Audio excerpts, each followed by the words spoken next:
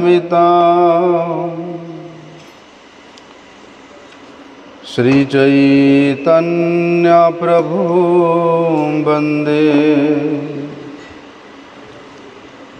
नित्यानंद सहोदितम् श्रीनंदनंदनं वंदे राधिका चरणद्वयम् गोपीजनसमायुक्तं बृन्दावनमनोहरम्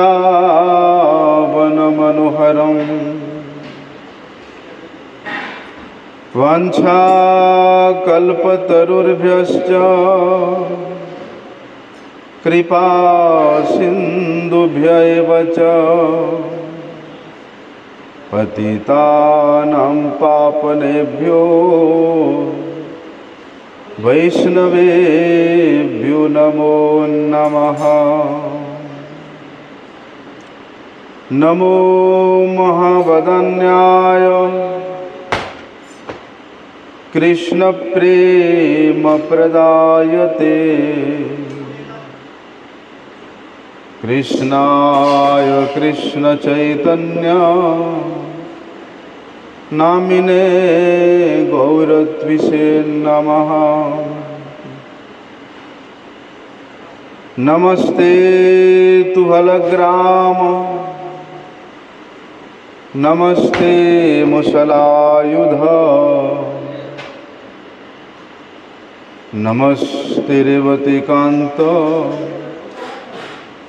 नमस्ते भक्तवत्सल नमस्ते बलिनाम श्रेष्ठ नमस्ते धरणीधर प्रलंबारे नमस्ते तो त्राहि मां कृष्ण पूर्वज भुजे सभ्य वेणुं शिरसि शिखिपिच्छं कटितटे दुकुलं नेत्रान्ति सहचरी कटाक्षं च विदधते सदा श्रीमद्वृन्दावनवसति राधाकान्त नमोस्तुते तप्तकाञ्चन गौरांग पादरेणुमवीक्षणसा यासां हरिर्कथोद्गीतं पुनाति भुवनत्रयम् नारायणं नमस्कृत्य क्षिप्ताश्च कामादितरङ्गमध्ये कृपामयि त्वां शरणं प्रपन्नं वृन्दे नमस्ते चरणारविन्दम्।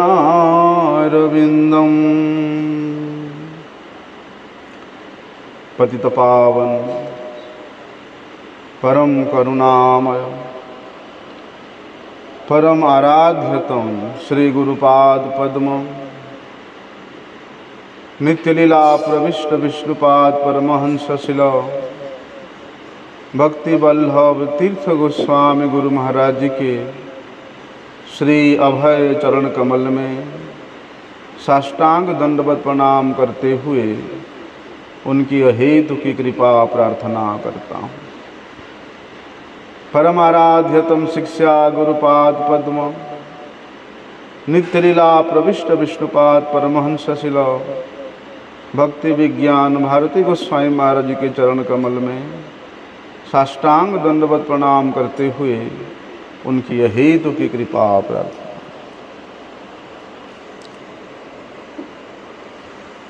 कल हम लोगों ने श्रवण किया था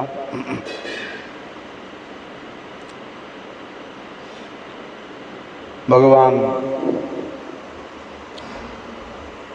श्री कृष्ण चंद्र का द्वारिका में गमन होता है। छोड़ा था, ब्रह्मास्त्र छोड़ा था लेकिन भगवान श्री कृष्ण किस प्रकार से उस गर्भस्थ शिशु का रक्षा किया, उसके विषय में यहाँ पर सूत गोस्वामी वर्णन कर रहे हैं कि देखो, परीक्षित महाराज का उसके बारे में विशेष रूप से सूत गोस्वामी जी ने यहाँ वर्णन करते हैं। तो सनक आदि ऋषिगण सूत गोस्वामी जी से इस विषय में श्रवण करने के लिए भी अत्यधिक आग्रह जताते हैं कि किस प्रकार से परीक्षित महाराज देह को त्याग करके भगवान के निज धाम वैकुंठ को पधारे और परमहंस कुल चूड़ामणि श्री सुखदेव गोस्वामी ने उनको जो तत्व ज्ञान श्रवण कराया था, प्रदान किया था, ये वृत्तांत को विशेष रूप से हमें सुनाएंगे। यह हम आपके चरणों में प्रार्थना कर रहे हैं कि परीक्षित महाराज के जो संपूर्ण चरित्र है वो हमें सुनाइए। बड़े श्रद्धा के साथ हम लोग उसको श्रवण करना चाहते हैं। सूत गोस्वामी भी बड़े ही उत्साह से कहते हैं कि अपिपलत धर्मराज पितृवत रंजयन प्रजा निस्पृह सर्वकामेभ्य कृष्ण पादानु सेवया। क्या कह रहे सूत गोस्वामी? कर रहे हैं और भगवान के पाद पद्मों की सेवा में जिसका समय व्यतीत हो रहा है, उस व्यक्ति का संसार के किसी भी वस्तु के प्रति कोई आकर्षण नहीं होता। वैसे तो परीक्षित महाराज, वैसे तो धर्मराज युधिष्ठिर ये संपूर्ण पृथ्वी के सम्राट थे,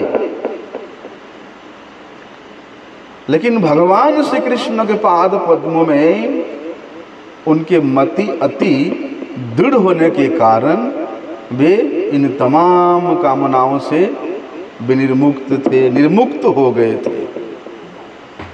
जिस प्रकार महाराज पांडु के राजत्व काल में समस्त प्रजागण अत्यंत आनंद से, बड़े सुख से, बड़े शांति से, बड़े संतुष्टि से रहते थे, उसी प्रकार युधिष्ठिर महाराज के शासन काल में भी सभी प्रजा प्रायशः अत्यंत प्रसन्न थे, संतुष्ट थे। और जहाँ तक युधिष्ठिर महाराज के साम्राज्य राजत्व काल में धन संपदा की बात किया जाए तो किसी प्रकार का कोई कमी नहीं था। अभी अभी महाभारत युद्ध हुआ था, युद्ध में प्रायशः संपूर्ण साम्राज्य राजधानी श्रीहीन हो गया था, ऐश्वर्यहीन हो गया था। लेकिन जैसे ही धर्म का प्रवृत्त हुआ, धर्मराज युधिष्ठिर का राजत्व काल आया, तो पृथ्वी देवी अपने आप संपूर्ण धन संपत्ति को महाराज युधिष्ठिर के राजत्व काल में प्रजाओं को प्रदान करने लगी। इसीलिए संपदः कृतवो लोका महिषी भ्रातरो मही जम्बु द्वीपाधिपत्यंच यशश्च त्रिदिवम गतम। देखो, युधिष्ठिर महाराज के पास उनके राज्य में ना केवल प्रचुर धन संपत्ति थी, बल्कि तो उन्होंने इतने बड़े बड़े यज्ञ किया और उन यज्ञों के परिणाम स्वरूप उन सबको तो पुण्य लोकों की प्राप्ति हो ही गया था। लेकिन जितने भी उनके रानीगण थे वे सब अनुकूल थे। धर्मराज के भ्रातागण, भाईगण वे आज्ञाकारी थे और पृथ्वी पर, संपूर्ण पृथ्वी पर उनका राजत्व था, शासन था। ऐसे कहते कि जम्बो द्वीप तक महाराज युधिष्ठिर का प्रभुत्व था और स्वर्ग तक उनके कीर्ति विस्तृत था।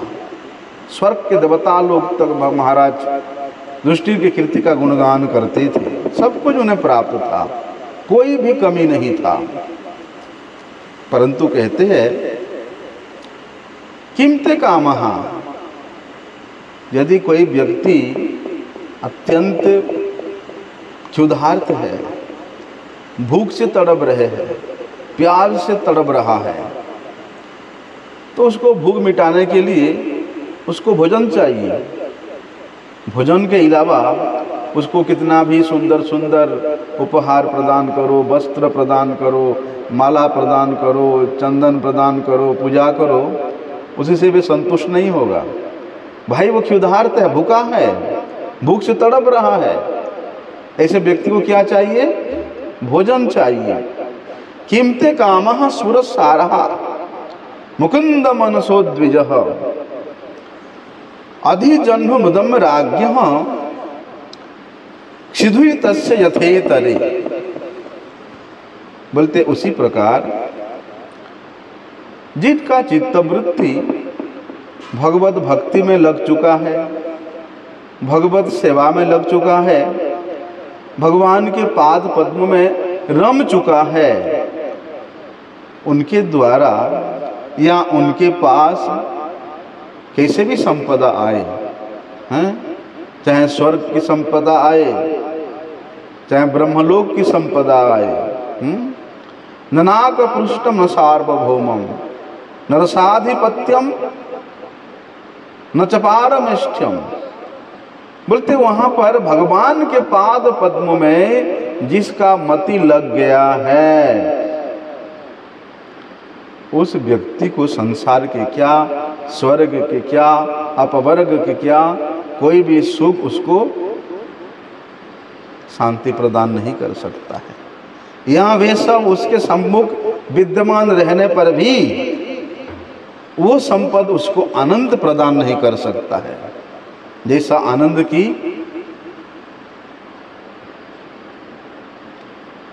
आनंद की उसको भगवान की सेवा में मिलता है, भगवान के भजन में मिलता है। ये सब संपदा से उसको सुख की प्राप्ति नहीं होती है। इसलिए वहां कहते हैं जब ये ब्रह्मास्त्र अश्वत्थामा के द्वारा छोड़ा गया ब्रह्मास्त्र उत्तरा के गर्भ में प्रवेश किया, उस समय उत्तरा के गर्भ में वे महावीर शिशु परीक्षित उस ब्रह्मास्त्र के तेज से भैया जलने लगे। तभी वे 10 महीना का शिशु मां के गर्भ में ही अपने सम्मुख ही आंखों के सामने एक पुरुष का दर्शन किया। कैसा पुरुष? एक ज्योतिर्मय पुरुष का दर्शन किया।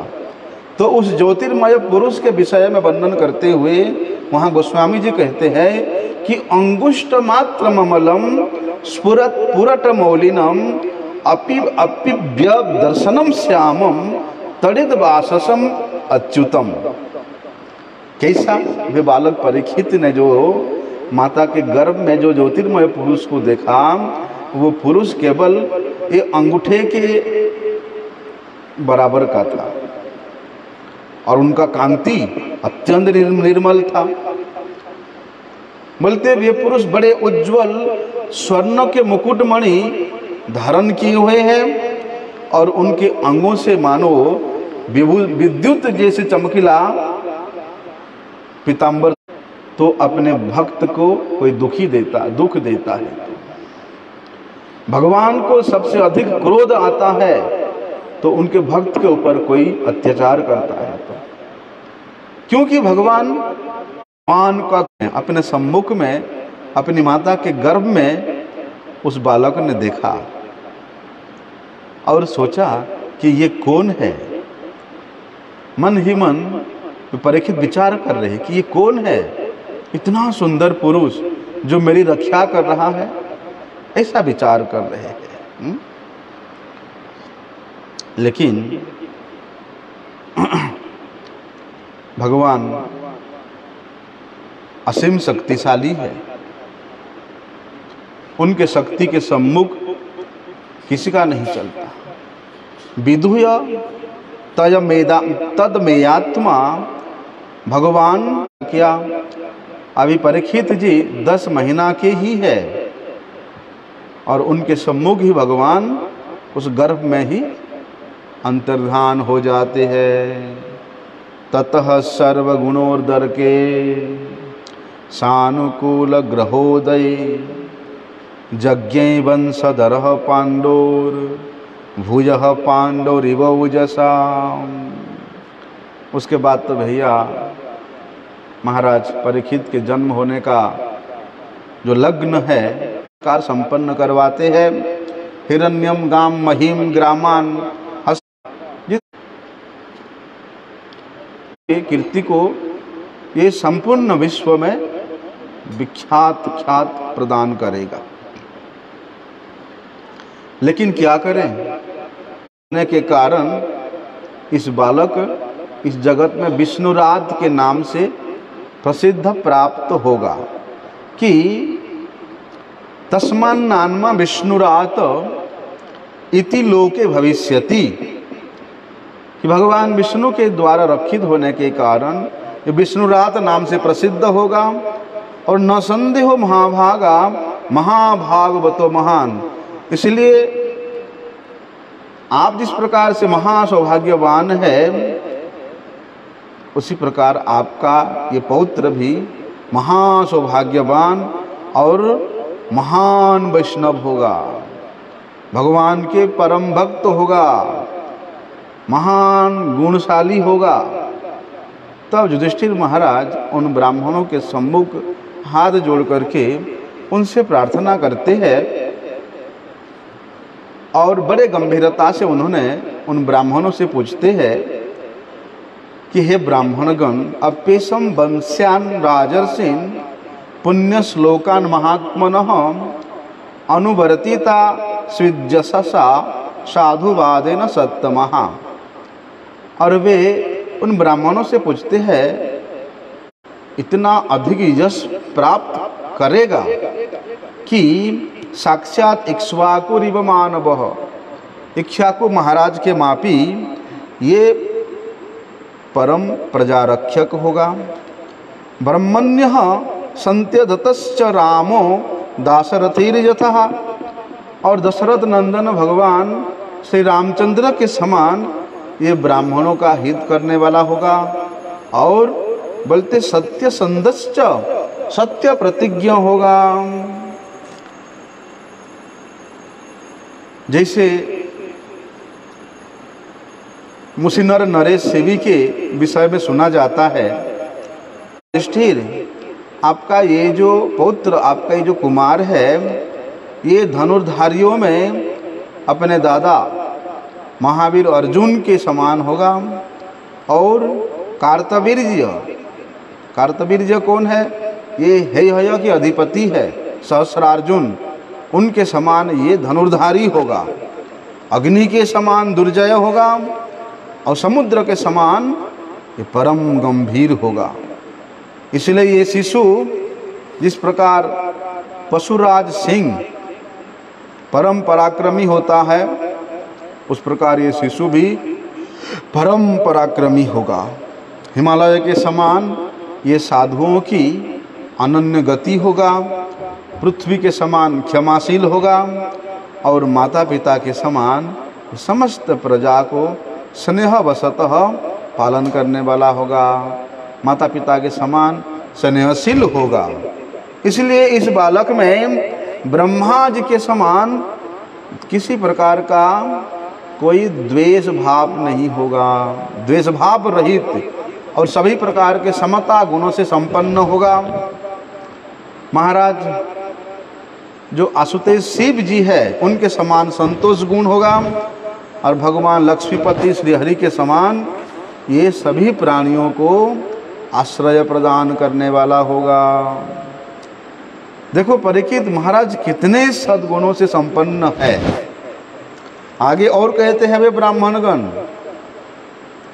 कि आपका ये कुमार सभी प्रकार के सद्गुणों से युक्त महिमा को धारण करेगा, तो ही जिस प्रकार सभी प्रकार के सद्गुणों से युक्त भगवान श्री कृष्ण है, बोलते हमेशा उन्हीं का ही अनुयायी होगा, उन्हीं का ही भक्त होगा, उन्हीं का ही शरणागत होगा। और अंतिदेव महाराज के समान परम उदार और महाराज जाति के समान परम धार्मिक होगा। बोलते धैर्य में प्रहलाद का पुत्र जो बलि है, बलि महाराज के समान परम धैर्यवान होगा। धृत्या बलि समह कृष्ण प्रहलाद इव सद्ग्रह। और बोलते हैं मन भगवान श्री कृष्ण के पाद पद्म में अपने मति को लगाने में, मन को लगाने में जन्मेजय को ये जन्म देने वाला होगा। और जो लोग असत पथ का अनुसरण करके मर्यादा का उल्लंघन करते हैं, ऐसे लोगों को कठोरता के साथ शासन करने वाला होगा। पृथ्वी और धर्म का रक्षा करने के लिए ये कली को दंड देने वाला होगा।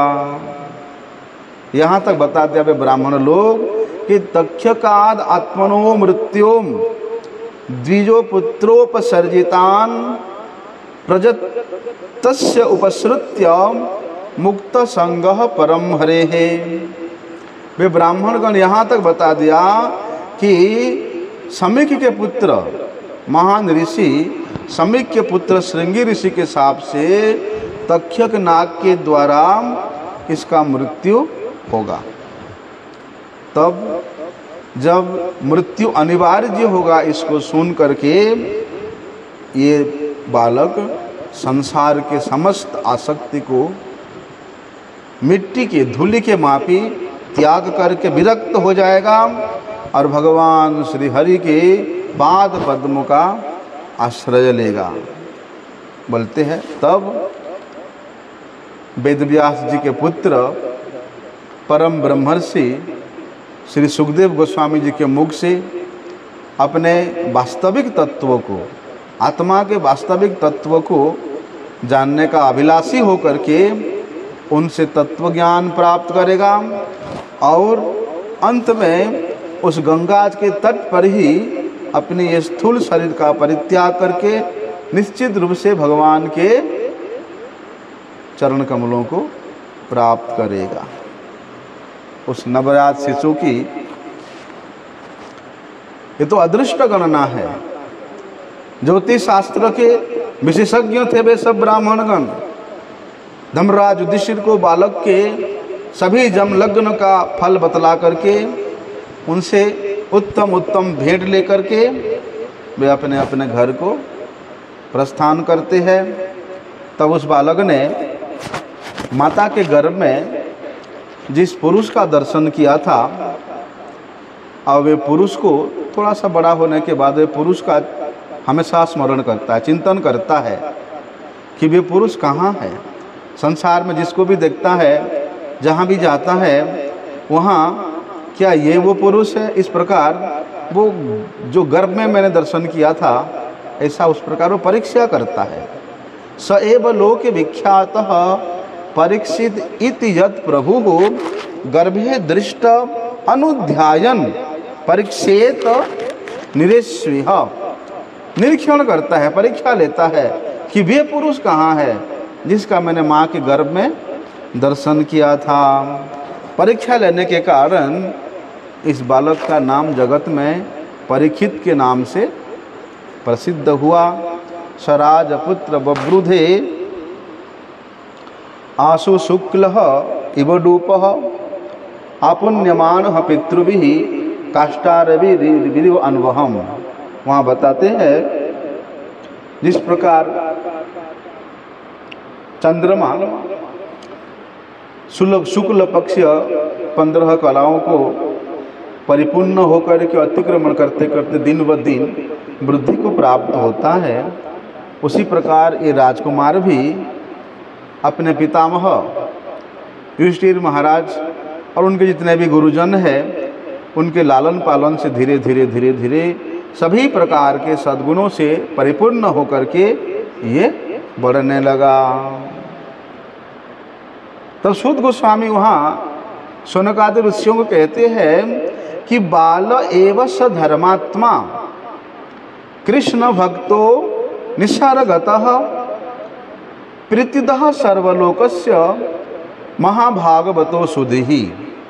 बोलते हैं परीक्षित ये अपनी बाल्यावस्था से ही स्वाभाविक रूप से परम धार्मिक थे कृष्ण भक्त है और बोलते हैं सभी लोगों को ये अत्यंत स्नेह करने वाले हैं, प्रेम करने वाले हैं और महाभागवत है, इसलिए परम बुद्धिमान भी है। कहते हैं अर्थात प्रायश्चित करने के लिए उन्होंने अश्वमेध यज्ञ करना चाहते थे, किंतु व्यवस्था नहीं हो पा रहा था। इसलिए उन्होंने किया जिस प्रकार उस यज्ञ में जितना धन की आवश्यकता है, अर्थ की आवश्यकता है, उसके लिए उन्होंने व्यवस्था करने के लिए चिंता करने लगे। तब महाराज युधिष्ठिर के अभिप्राय को जान करके भीमसेन आदि भाइयों ने भगवान श्री कृष्ण के प्रेरणा के अनुसार उन्होंने उत्तर दिशा में गमन किया और वहाँ मरुत राजाओं ने यज्ञों में ब्राह्मणों को जो भी दान दिया था, इतना अधिक दान दिया था सोने के पात्र आदि, कि ब्राह्मणों ने ले नहीं कर पाने के कारण आधे से ज़्यादा सोना चांदी हीरा मोती सोने के पात्र धन रत्नों को वहीं पर ही छोड़ दिया था। इसलिए भीमसेन और भाइयों ने जा कर के वे यज्ञ में परित्यक्त ब्राह्मणों के द्वारा परित्यक्त जो धन है उसको उठा करके लाते हैं और उन धनों को लेकर के, उस धन को लेकर के महाराज युधिष्ठिर ने स्वजनों के वध से उदित जो पाप है उसको प्रायश्चित करने के लिए उन्होंने यज्ञ में जितना भी उपकरण की आवश्यकता है उस धन को लगा करके उन्होंने उवास कतचित मासान सहृदाम प्रियकाम्यया। अभी क्या होता है, अश्वमेध यज्ञ में महाराज युधिष्ठिर ने स्वयं भगवान श्री कृष्ण को आमंत्रण दिया था, इसलिए भगवान श्री कृष्ण उस यज्ञ में पधारते हैं और ब्राह्मणों के द्वारा भगवान श्री कृष्ण वहाँ विराजमान रह करके सुष्ट रूप से सकुशल रूप से उन यज्ञों को संपन्न करवाते हैं और पांडव इत्यादि बंधुओं को प्रसन्नता देने के लिए कुछ मास तक भगवान पुनः हस्तिनापुर में निवास करते हैं। उसके बाद भगवान पुनः द्रौपदी महाराज युधिष्ठिर सभी बंधु बांधवों से अनुमति लेकर के उन्होंने फिर अर्जुन को साथ लेकर के द्वारिका नगरी में भगवान प्रस्थान करते हैं। इधर क्या होता है,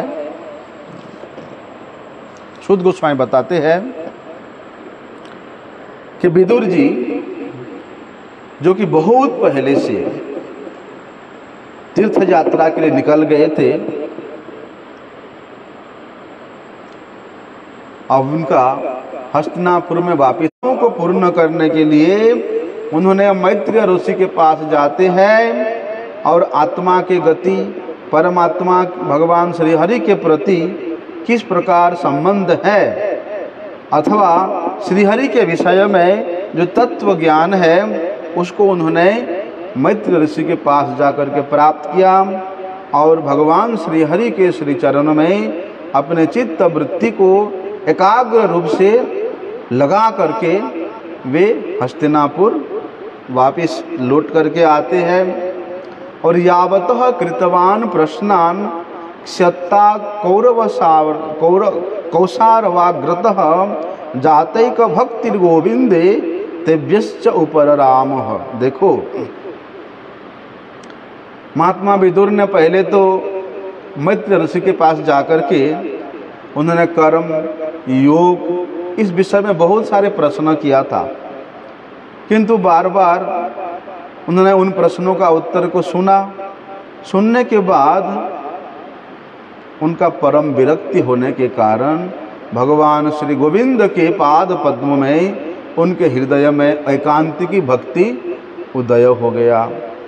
जब भगवत पाद पद्म में उनका भक्ति का उदय हुआ उसके बाद फिर उन्होंने कर्म योग के संबंध में ना किसी प्रकार के प्रश्न करने का इच्छा हुआ, ना किसी प्रकार का कर्म योग संबंधित उत्तर सुनने का इच्छा किया।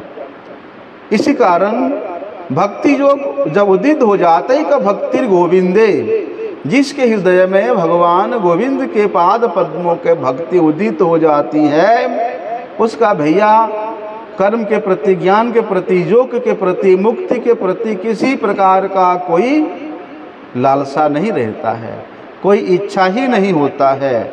इसलिए भक्तिर उत्पजते पुंसम, जब पुरुष का भगवत पाद पद भक्ति उदित हो जाती है तब उसके सभी प्रकार के जिज्ञासा दूर हो जाती है, सभी प्रकार के उसका बंधन छिन्न भिन्न हो जाती है। तब वहां पर क्या करते हैं,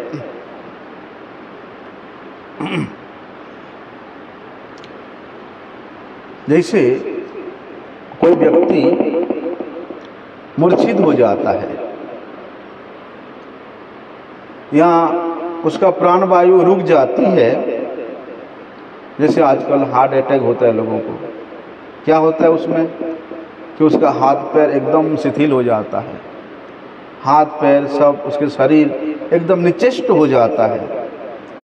प्राणहीन शरीर में पुनः प्राणों का संचार हो जाता है। सभी पांडव बोलते हैं, महाराज युधिष्ठिर, धृतराष्ट्र, युधिष्ठिर, संजय, कृपाचार्य, कुंती, गांधारी, द्रौपदी, सुभद्रा, हाँ, जितने भी इनके सगे संबंधी है, सभी विदुर जी को देख करके परम आनंदित तो होते हैं। सब ने परम आनंद के साथ, बड़े उत्साह के साथ विदुर जी का अगवानी करने के लिए आगे को जाते हैं। कोई उनको आलिंगन करता है, कोई प्रणाम करता है। इस प्रकार विदुर जी का विशेष रूप से वहाँ सत्कार होता है। और युधिष्ठिर महाराज ने जो दिव्य आसन प्रदान किया था विदुर जी को विराजमान होने के लिए, विदुर जी उस आसन पर बड़े सुखपूर्वक बैठ जाते हैं। महाराज युधिष्ठिर ने विधिवत उनका पूजा करते हैं, सत्कार करते हैं और विदुर जी का विरह को स्मरण करके युधिष्ठिर महाराज का कंठ गदगद हो जाता है, उनका वाणी स्तब्ध हो जाता है। और श्रांतम आसीनम सुखमासने प्रश्रया बनतो, युधिष्ठिर ने अपने सिर झुका करके बड़े ही नम्र वचनों के द्वारा वहाँ कहते हैं युधिष्ठिर महाराज कि अपि स्मरथ नो युष्मत् पक्षच्छाया समेधितान विपद गणान विषान अग्निर मोचिता यत् समातृकाः।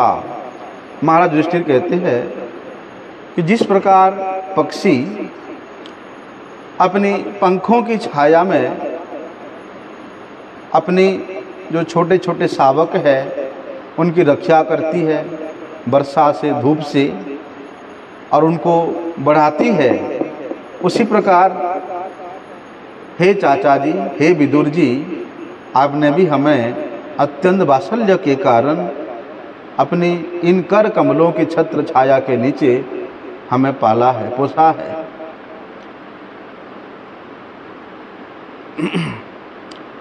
और जिस समय इतना विषम परिस्थिति था, जैसे कि कौरवों ने विष दे करके इन पांडवों को मारना चाहता था, उस समय लक्ष्यागृह में इन सभी को जला करके समाप्त कर देना चाहते थे। उस समय ऐसे महान विपत्तियों के समय बार बार हमारी और हमारे माताजी की आपने रक्षा किया है। तो तीर्थ में भ्रमण करते करते क्या आप हम लोगों को स्मरण करते हैं, याद करते थे? कया वृत्त्या वर्तितम वत्सचरद विहि क्षितिमंडलम तीर्थानि क्षेत्र मुख्यानि सेवितानि है भूतले। युधिष्ठिर महाराज वहाँ कहते हैं कि चाचा जी, जब आप इस पृथ्वी पर बहुत से तीर्थों में भ्रमण कर रहे थे, विचरण कर रहे थे, तब आप वहाँ पर किस वृत्ति का अवलंबन कर रहे थे अपने शरीर निर्वाह करने के लिए? आपका खाना पीना किस प्रकार से होता था? और आपने पृथ्वी के किस किस तीर्थों में, किस किस जगह में आपने उन तीर्थों में भ्रमण किया, तीर्थों का सेवन किया, आप कृपा करके हमें बताइए। और कहते हैं आपके जैसे जो भागवत जन, आप तो स्वयं तीर्थ स्वरूप है, आप तो स्वयं धाम स्वरूप है, आपको फिर इस अन्य तीर्थों में भ्रमण करने की आवश्यकता क्या है?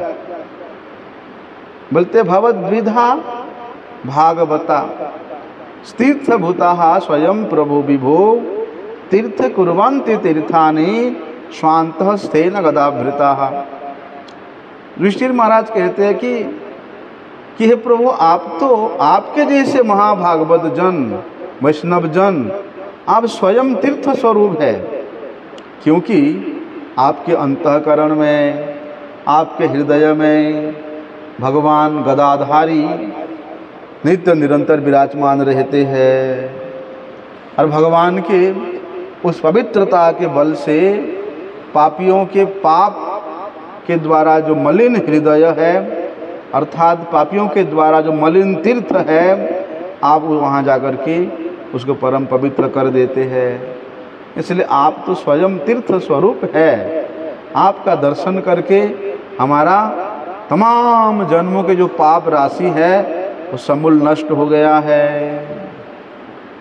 अपि नः सुहृदस्ततः बांधवः कृष्ण देवता दृष्टः श्रुतः वा यदवः स्वपुर्जाम सुखमासते। युधिष्ठिर महाराज कहते हैं कि भगवान श्री कृष्ण के पाद पद्म में जिनका प्राण समर्पित है, भगवान के चिंतन में ही जिनका एक पल व्यतीत हो रहा है, वे हमारे आत्मीय हैं, वे हमारे सुहृद यादवगण अपनी राजधानी द्वारिकापुरी में सब सकुशल तो है ना? आपका तो उन लोगों से अवश्य भेंट हुई होगी। यहाँ आपने उनके साथ अनेक विषयों पर कुछ ना कुछ चर्चा तो किया होगा। जब महाराज युधिष्ठिर इस प्रकार द्वारिका के बारे में पूछते हैं तो विदुर जी अपने तीर्थ भ्रमण में जहाँ जहाँ गए थे, जिस प्रकार वृत्ति का अवलंबन किया था, वे सब तो पांडवों को सुनाया। लेकिन जब द्वारिका का वृत्तांत आया, यहाँ द्वारिका में उन्होंने जो कुछ देखा था, जो कुछ सुना था, उन्होंने पांडवों के सम्मुख यदुवंश के ध्वंस के विषय में कुछ आता है, नहीं सहन कर पाते दुख को सुन करके, अपनों के दुख को सुन करके। और पांडवों का और यादवों का इतना अधिक स्नेह था, इतना अधिक गाढ़ संबंध था कि यदुवंशियों के विनाश के बारे में पांडव लोग नहीं सुन सकते थे। और विदुर जी तो भैया वे परम करुणामय है, पर दुख दुखी है।